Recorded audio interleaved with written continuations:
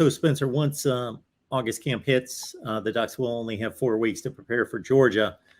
What do you think is imperative for this football team to focus on and improve on? How much time you got? And, it's odd to be saying that about a team that won 10 games in 2021, but there are a lot of areas to improve.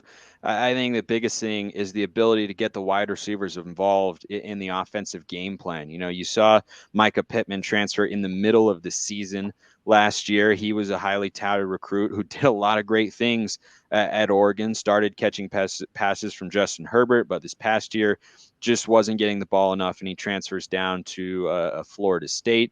So that's one thing that I think was underutilized last year in the offense with Mario Cristobal at the helm. And even with Joe Moorhead calling plays and Anthony Brown at quarterback, they just were not able to create a lot of big explosive plays. Everything was very hard offensively. It was very difficult. And so I think Oregon with Bo Nix at quarterback, I think you have a higher floor and ceiling than you did with Anthony Brown. Doesn't mean that he's a perfect player, because he certainly is not.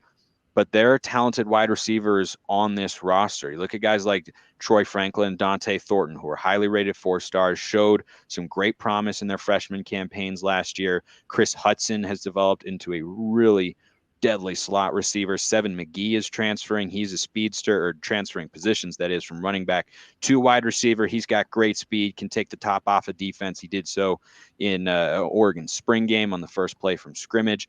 So I think that's the number one area, is you have to be able to get some chunk plays. You have to make drives easier on yourself and get a long touchdown every now and then. Because a year ago, unless the Ducks busted a big run, there just were not very many explosive plays. It just wasn't part of the philosophy. And I think Anthony Brown at quarterback had some limitations as well.